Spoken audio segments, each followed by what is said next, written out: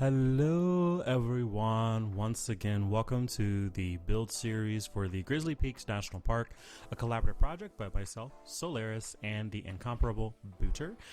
Today we are finally working on our gift shop. Yay, gift shop. So the visitor center building that Booter had put together, like I said, was an enormous space, not too big, but a pretty great size space to be filled with a bunch of different things that we could use and to fill up so that there's kind of like this warm, welcoming environment for anyone that comes into the area wanting to be in, just basically wanting to get some information about Grizzly Peaks, a gathering place, if you will.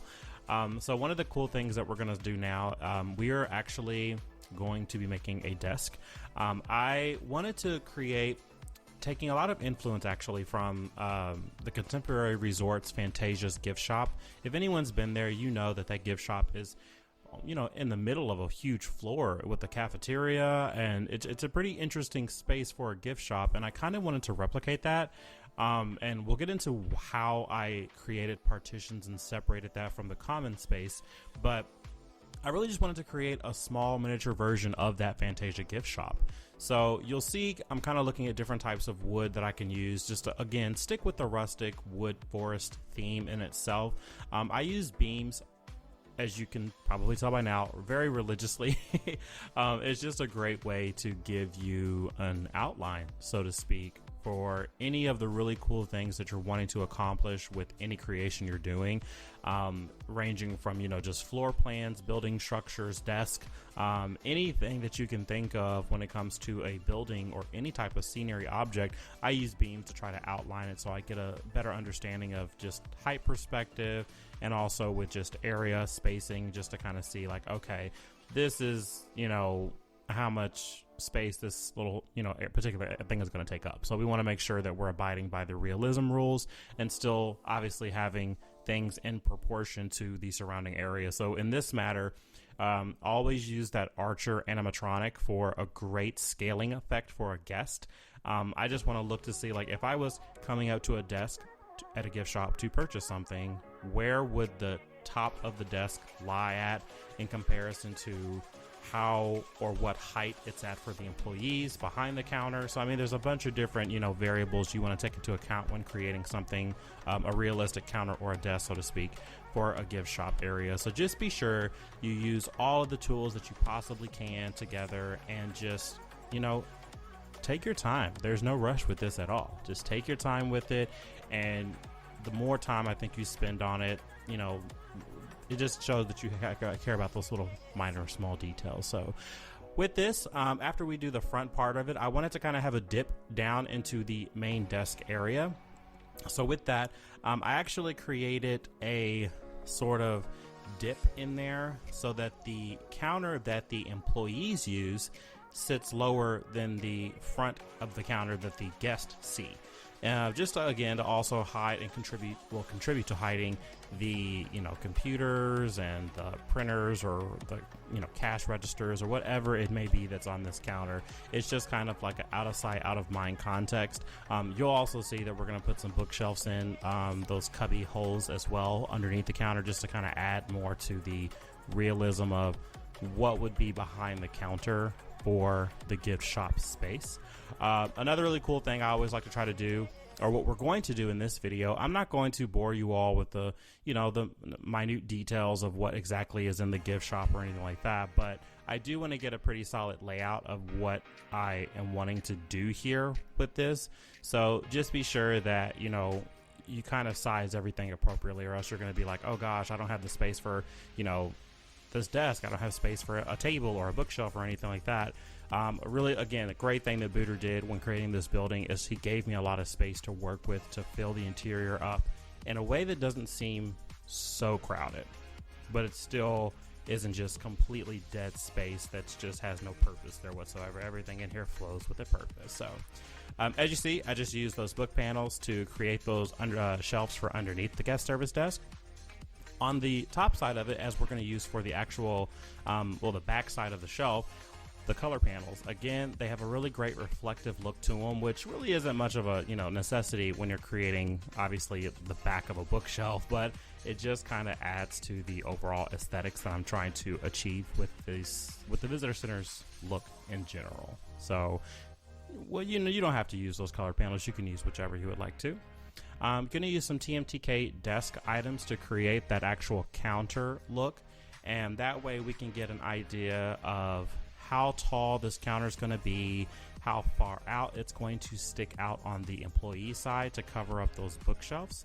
And you'll also see I just kind of layered it up just to cover up that blank space between the top of the bookshelves and that. So there we go. We have a full service desk counter. Whichever order you want to use those words in. I'm just doing some little small details just to kind of help with the overall appearance of it all. Adding in sockets. I don't believe that anybody has made United States sockets. These are actually sockets found in the UK, but it serves its purpose. Adding in cash registers, kind of debating about, I don't want the big register. We're going to go with the small register. I like the way those look. They're just very, very modern. At first, I was going to see if I could somehow, some way keep it to where the total and the card reader was on the guest side, but there was no way I was, going to be able to finagle that out. Put in a computer just so that the employees could have something to look up, if they need to, see if they have something online, ordering something, fulfilling an online order, whatever may have you. Again, this is all theoretically speaking. None of this works in game, but it's really, really cool when you're trying to utilize realism to the finest extent. A couple of gift shop bags are really great to give you an idea that this is a gift shop area. This is not just going to be some random desk. After this, we're going to start working on the flooring. I used a different type of wood flooring, similar to what I used above the service desk over on the other side of the visitor center, but yet still different enough that there's some variance there and it's not overly repetitive. I just wanted to put this floor here to really offset the gift shop itself. It kind of acts as like an invisible, cutout of where the guest service area is going to be at versus where, everything is at in terms of the sitting area, the exhibition wall, the service desk, wherever it can be. This will actually give me an insight into laying out. This is where the guest service area is going to be, and I think this is a really good tool to use. The wood look also just kind of ties into, again, the overall modern, but still somewhat forest rustic look for what I'm going to go for.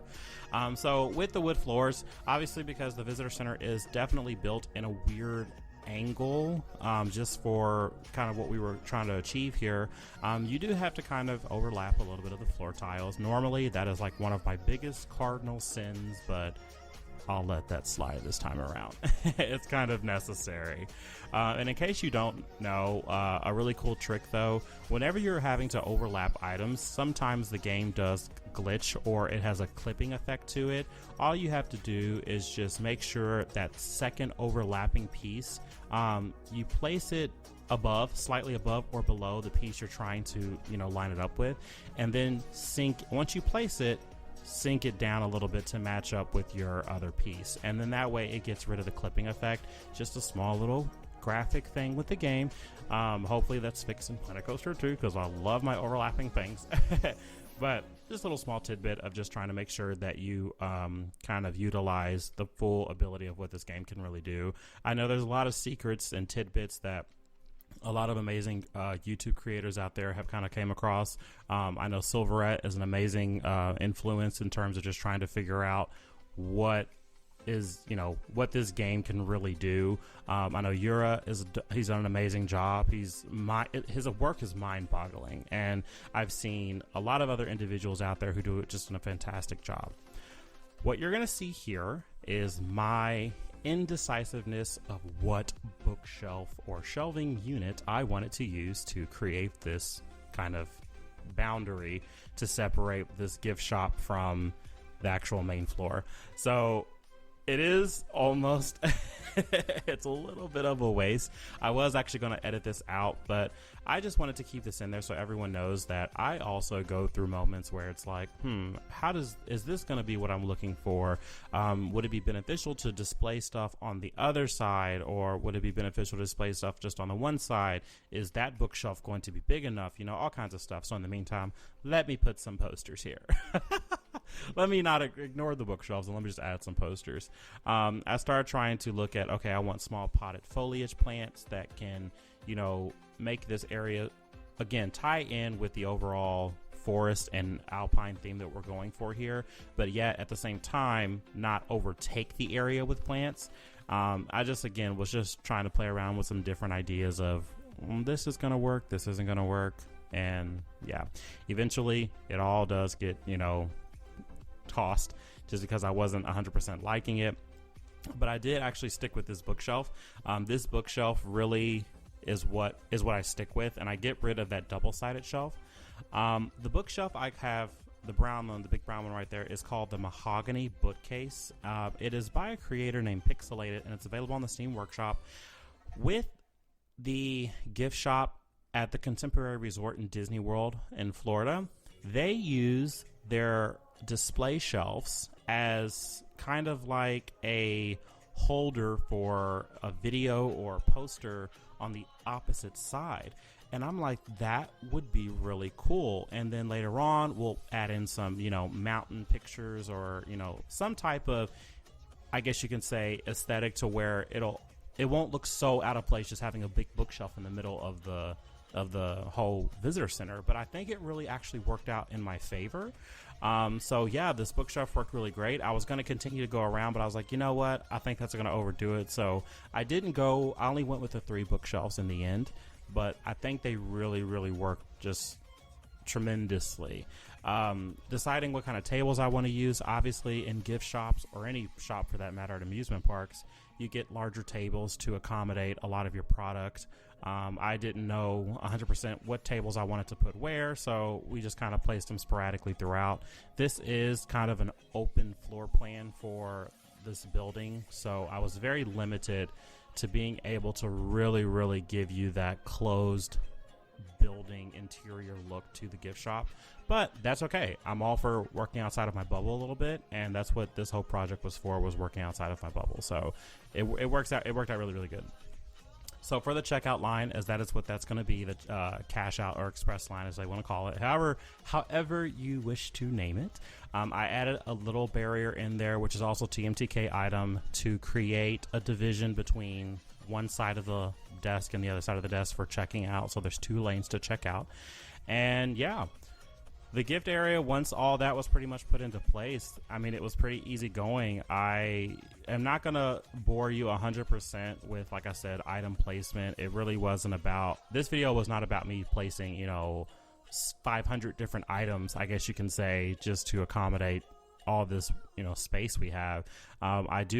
You will see that I am creating like different areas. Like I want to have shirts and stuff for keepsakes, so we added a shirt rack over there, and that entire wall over there actually is going to be an entire shirt wall of the different vendors and brands that Planet Coaster has.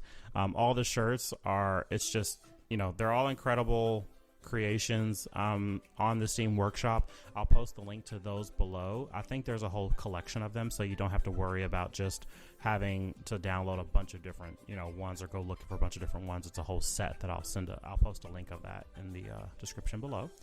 But yeah, after that, we have pretty much the primary basis of our gift shop area, and that was the point of this video. So yeah, I'm not gonna like I said, bore you all with putting in the details, but I will show you a small cinematic video of what it looks like completely finished. And our next video that we're going to be working on, or that we're going to show you, is actually going to be Booter.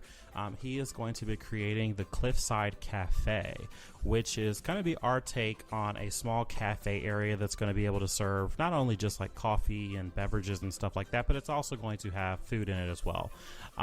It will be a different take on it's just a different take on like a Starbucks or like a Panera Bread, you know. So it's going to be a really, really cool take on it.